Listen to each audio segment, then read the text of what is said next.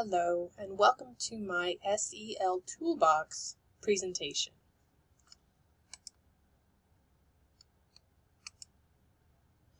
I'd like to begin with an introduction.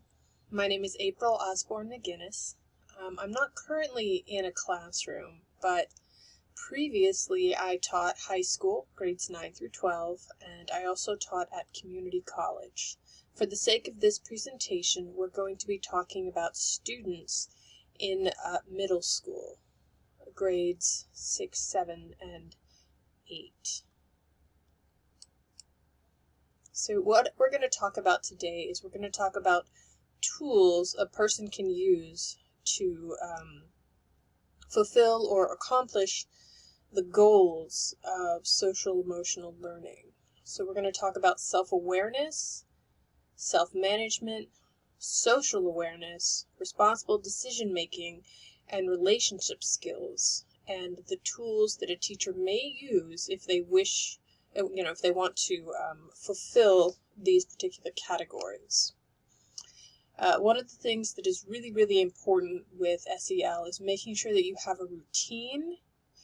A routine is always good in your classroom because it lets students know what's coming, what you expect of them. Also, it makes them feel very secure because there's no surprises. So the first thing I want to talk about is self-awareness. One of the tools you can use for this is morning meeting, and as it says, you can use this first thing in the morning. You can do this every day. You could do it once a week. It just depends how it fits in with your schedule. During this time, you could have students fill out a journal, and I've seen some schools use journals like they're planners, and then they have a section for notes. So you could have students establish their goals for the week. As these are my assignments. This is when I'm going to get them done. You could also have them do a checklist of assignments or goals for the year or the semester. They can do a personal check-in, how they're working towards those goals. But you can also give them prompts that allow them to reflect on their emotions and their feelings. Outline incidents or scenarios and ask them to reflect on that, or maybe even to reflect on their weekends. How, did they come into contact with an emotional situation? How did they use their SEL strategies to work through that particular situation? I also included language arts on this list, and that's a bit broad, but especially when you're reading stories, working through texts, you can have pause moments where you ask students to identify and evaluate a character's emotional reaction to a particular situation. You can also ask them to put themselves in the shoes of that character and ask them how they would have responded to the same situation. So it allows them to identify emotions and then to use their responsible decision-making skills, which we'll come to in a bit, to, reflect on themselves and ask, if I was presented with this situation, how would I choose to react? Does that differ from the character, and why? So the next section is self-management. And I've included mindfulness, full body scans / relaxation, and movement breaks. Mindfulness is another really, really great thing that you can use during transitions in a classroom, because rather than just jump from subject to subject, you can pause and, do a mindfulness minute.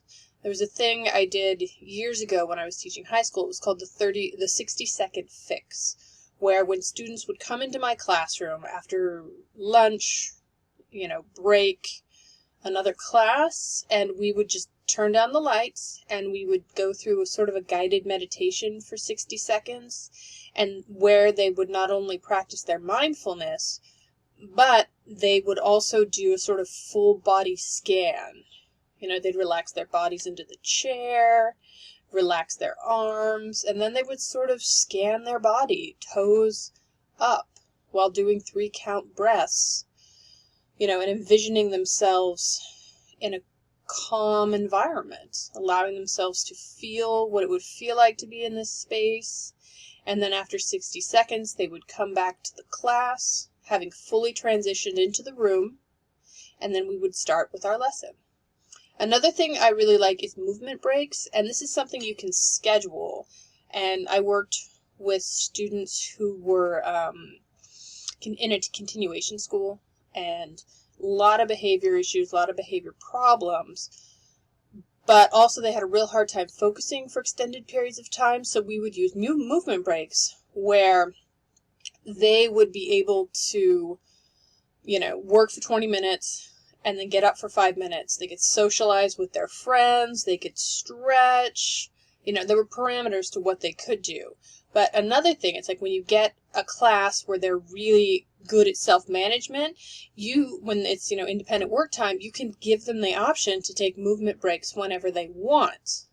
And if they're not on the schedule, like 20 and 5, then they can't talk to their friends. They just get up, stretch, walk around the room, and this really, all of these things lend themselves towards self-management because it allows students a chance and an opportunity to, check in with themselves, see how they're feeling.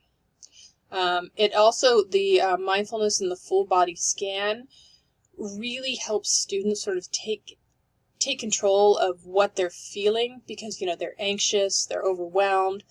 60 seconds. Close your eyes, take some deep breaths, relax the muscles in your body. Just give yourself a calm moment. No one has to know about it. It's just you taking care of yourself and managing what you feel. And movement breaks works really, really well because it helps students, they're feeling antsy, they're feeling out of control. They have the freedom to get up, to walk around, to get that jazz out a little bit, and then return to their seats. And that also aligns really nicely with setting goals because work for 20 minutes, move for 5. It really helps students stay focused because they know that it's not 45 minutes of work, it's like 20. I do 20, and then I can get up. I can look at my phone, I can do something else that isn't this assignment. For social awareness, I've included think, pair, share, and focused listening. These work together, but you can also do them separately. Think, pair, share is really nice because students have a moment to consider an answer, consider, what do I feel, what do I think about this particular subject. Then they can work with a partner to compare their ideas. And it's not just a compare session, this is the social awareness part. They sort of squish them together. They make another answer from a combination of their 2 ideas, and then they can share it out with the class. This works really well for social awareness because it incorporates focused listening. You have to pay attention to your partner. You have to listen to them. You can't interject until they've said everything they need to say. And then, rather than vocally saying, "Oh, I don't think that's right," you can work it out on paper, which I think helps a lot. But focused listening is also really, really great because you can take it out of the think, pair, share dynamic, and you can, help students to do that in classroom discussions because they're not just listening to the teacher, they're focusing on the other students. And you can sort of combine that with, Socratic seminars. There's all kinds of things you can do with it. Where students, when they reply to one of their other students, they have to sort of paraphrase what that student said, and then they can say their answer, and that helps them keep focused on that listening. And social awareness really helps students to, appreciate alternative viewpoints, which is really important. As classrooms become more diverse, students are going to interact with peers who are not like them. And this will allow them to be like, okay, I get what you're saying. And, I can see your perspective and where you're coming from. I value that viewpoint, or, it's in contrast to my own. And it also gives them an opportunity to learn about diverse cultures, to really hear people and pay attention to where they're coming from and what they're saying. We have responsible decision making. I've included morning meetings in this again, but I've also included peer tutoring. Morning meeting is another opportunity where students can set goals for themselves for the week. You can also do long-term goal setting, right? And then help them break those goals down into a series of actions, which will allow them, not only to practice responsible decision making, but also to continue to practice it outside of a classroom, and especially in terms of long-term projects. I included peer tutoring in here because, it lets you have student experts, and they work with a peer in which, they get to lead, they get to make choices, and they can employ responsible decision-making in that realm, or in that sphere. And I called it a safe space to practice because it allows a student to take charge, and there's really not a lot of repercussions for what the decisions that they make, but so it gives them a space so they can learn to be comfortable making choices for themselves and for someone else. And long term, it helps them consider the consequences of the choices that they're making, but most importantly, it lets them take responsibility for them, for their actions, but also for the learning of another student. We have relationship skills. I have student-centered discipline.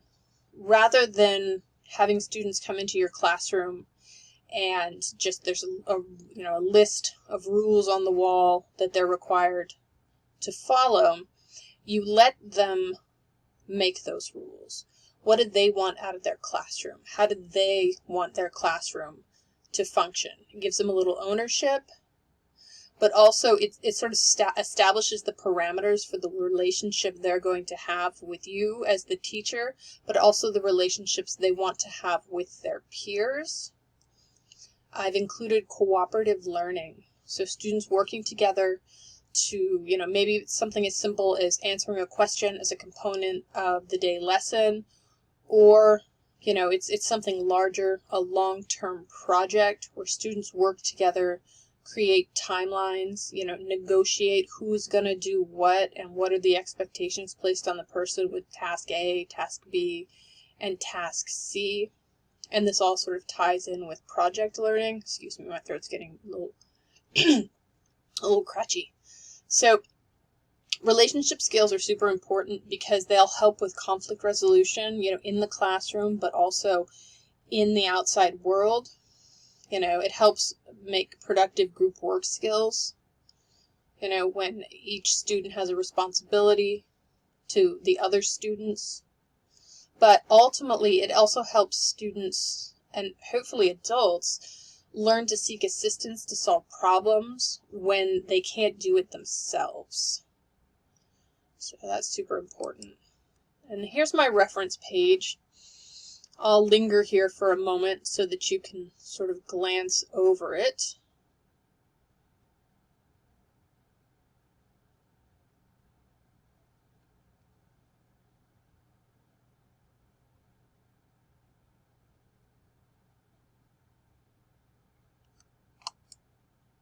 And I'd like to thank you for coming with me on this journey and going through this presentation with me. Again, my name is April Osborne McGinnis, and thank you very much.